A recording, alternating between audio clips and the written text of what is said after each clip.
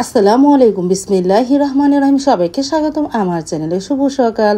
রান্নাঘরে চলে আসলাম, ডিম ভেজে নিতেছি। পানি ভাত আছে, মানে পান্তা ভাত সাইদুলের বাবা খাবে, আর আমি রুটি খাবো ডিম ভাজা দিয়ে। সারামণি কী খাই দেখি, সাবাতো কোচিংয়ে চলে গেছে।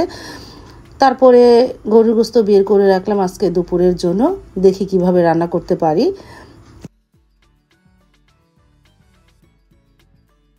তারপরে খাবার টেবিলে সাইদুল বাবাকে খাবারটা দিলাম, সে খেয়ে নিল। আর গতকালকে একটু শুটকি, তারপরে কাঁচকলার কারি আছে, তাও দিলাম যদি খায়।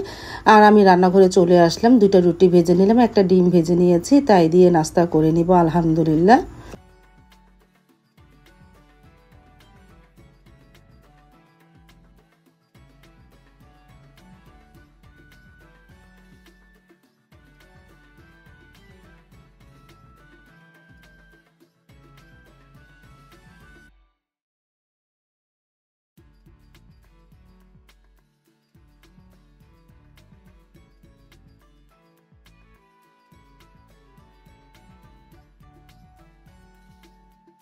নাস্তা খেতেও বসে পড়লাম, রুটি ডিম ভাজা। আর সারামণিকে একটু পোলাও দিলাম, শুক্রবার দিন যে রান্না করেছিলাম তাই শুধু পোলাও ছিল, 2 মুঠ পোলাও ছিল, তাই একটা ডিম দিয়ে ফ্রাইড রাইসের মতন করে দিলাম। একটু ডিম দিয়ে পোলাওটা গরম করে দিলাম, তাই সারামণি খেয়ে নিল। আর আমি রুটি দিয়ে ডিম ভাজা দিয়ে খেয়ে নিলাম।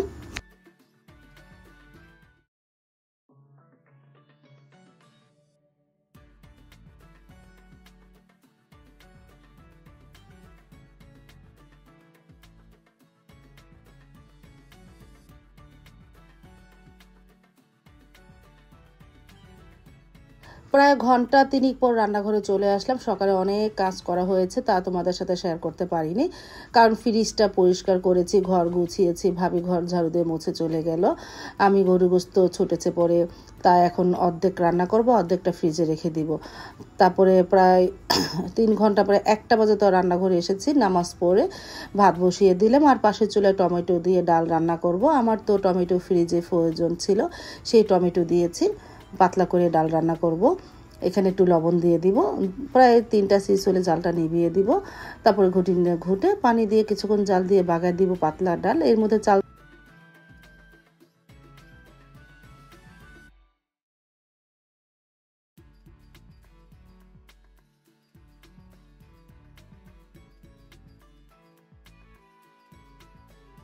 আমি তো একটু দেরিতে রান্না করতে যেহেতু আসি, এজন্য পেঁয়াজ ছোলা নাই, আজকে একটু পেঁয়াজ চলতে হবে। ভাত আর ডাল হোক, আর এই ফাঁকে কয়েকটা পেঁয়াজ চলে গরু গোস্তটা বসিয়ে দিতে পারবো না।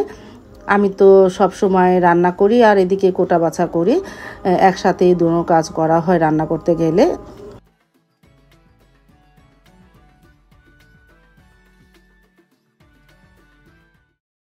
পেঁয়াজটা যেহেতু কাটা হয়েছে, তেল দিয়ে দিয়ে কড়াইতে পেঁয়াজটা হালকা ভেজে নেই। আর এই ফাঁকে পাটায় বেটে একটু মশলা বেটে নেই। কি মশলা বাটবো তোমাদের দেখাচ্ছি।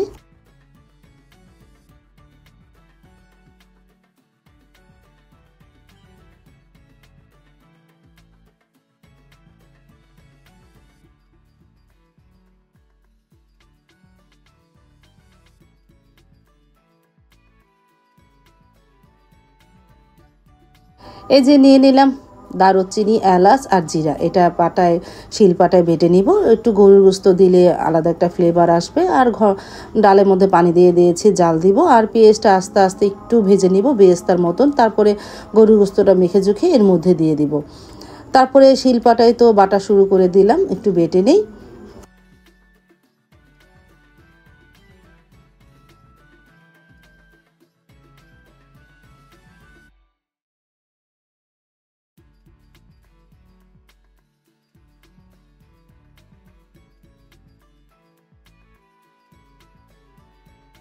জিরাটা যেহেতু বাটা হয়ে গেছে, এখন মেখে চুকে নেই। আমি জিরা বাটা দিলাম, তারপর আদা রসুন দিব, হলুদ গুঁড়া, মরিচ গুঁড়া, ধনিয়ার গুঁড়া দিব, আর দিব লবণ আর তেল। আর ওখানে যেহেতু পেঁয়াজটা ভাজার সময় সয়াবিন তেল দিয়েছে, এখানে একটু সরিষা তেল দিব। আর এখানে আর কোনো দারুচিনি এলাচ বা কিছু দিব না, কারণ জিরা দারুচিনি এলাচ বেটে দিয়েছি যেহেতু, আর দিব না।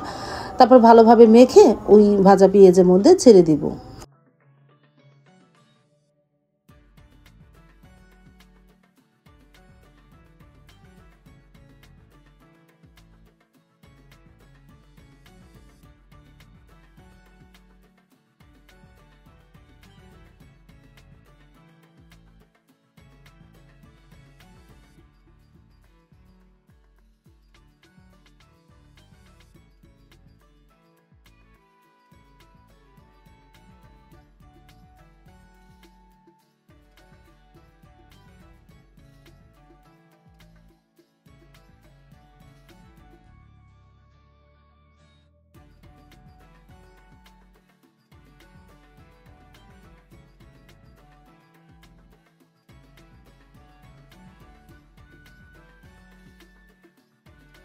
পুরো মাংসটা দেওয়া হয়ে গেল। এখন ভালোভাবে নাড়াচাড়া করে পানি দিয়ে দিলাম।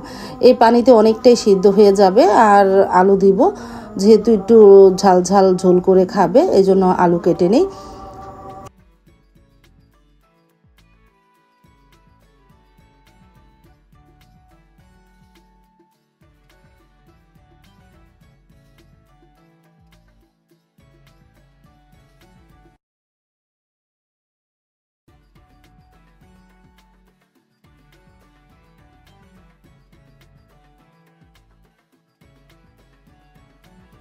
আলু তো কাটা হয়ে গেল, এখন পেঁয়াজ ছুলে রাখি। ওদিকে গরুর গোস্তটা আস্তে আস্তে হোক, এই ফাঁকে পেঁয়াজ ছুলে রাখি 1 বক্স, কারণ আমি 2-3 দিন রান্না করব। তো মানে আমি 2-3 দিনের পেঁয়াজ একসাথে 1 বক্স কেটে রাখি, যে আমার প্রতিদিন পেঁয়াজ ছুলতে ভালো লাগে না।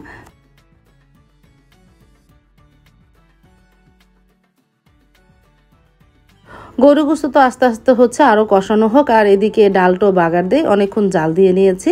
এখানে রসুন, পেঁয়াজ আর জিরা দিয়েছি, একটু ভালোভাবে ভাজা ভাজা করে এই ডালের মধ্যে ঢেলে দিব। তারপরে যে গরু গোস্ত তো অনেকক্ষণ কষানো হলে এখন আলু দিয়ে আরও কিছুক্ষণ কষাই, তারপরে পানি দিব নে।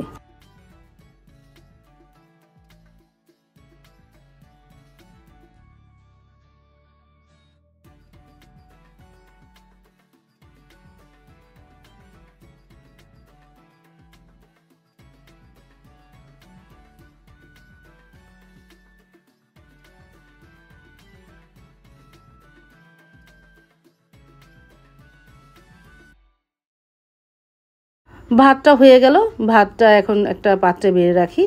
আর গরু গোস্ত আর পাতলা ডাল, এই দুপুরের মেনু।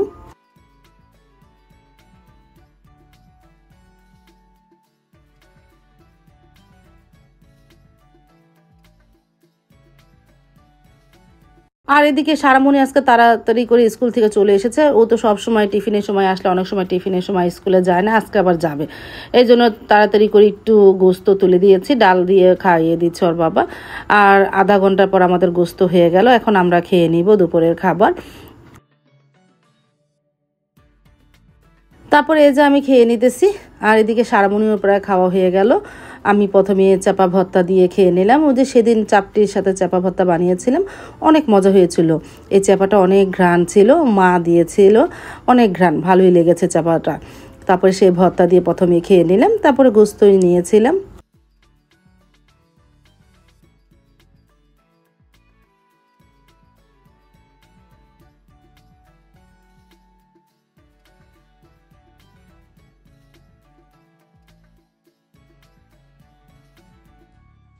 তারপরে নিয়ে নিলাম গরুর গোস্ত, বাটা মশলা দিয়ে রান্না করলাম। আলহামদুলিল্লাহ অনেক মজা হয়েছিল গোস্তটা।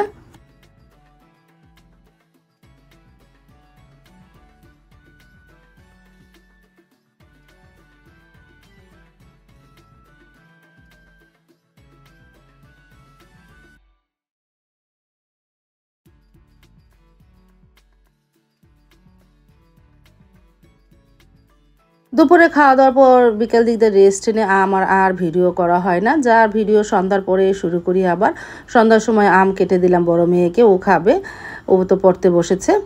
আর এদিকে আমি রান্নাঘরে চলে আসলাম, ছোলা বের করে রেখেছিলাম, সেই ছোলা আলু দিয়ে কষা ভুনা করব। আমি তো সব সময় ছোলা সাদা ভুনা করি, আজকে একটু মশলা দিয়ে কষা ভুনা করলাম ছোলাটাকে। মশলাটা ভালোভাবে কষানো হয়েছে, এখন ছোলা আর আলুটা দিয়ে দিলাম। আলুটা আমি একটু সিদ্ধ করে নিয়েছিলাম, এখন একটু পানি দিয়ে আস্তে আস্তে ছোলা ভুনাটা করি।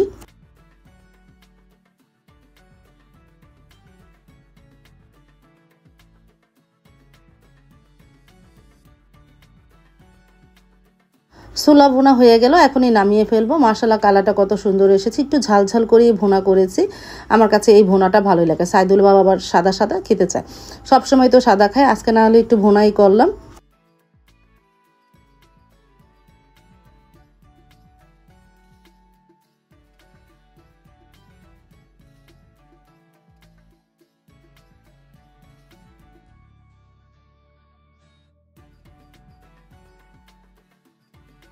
তারপরে তো ঘরে মুড়ি ছিল কিন্তু একটু উদানো, সেটাকে ওভেনের মধ্যে গরম করে মচমচা করলাম।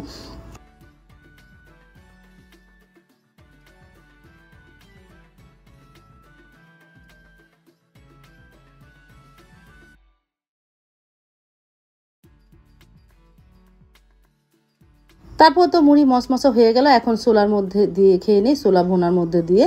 আর সাব্বা সারাকে বললাম, ওরা খাবে না, আমি খেলাম। আর ইভাদের ঘরে একটু দিয়ে আসলাম। আজকে ছোলা ভুনাটা ভালোই হয়েছিল আলহামদুলিল্লাহ। আজ তাহলে এই পর্যন্ত, দেখা হবে আগামীকালকে নতুন আরেকটা ব্লগ নিয়ে। আল্লাহ হাফেজ, আসসালামু আলাইকুম।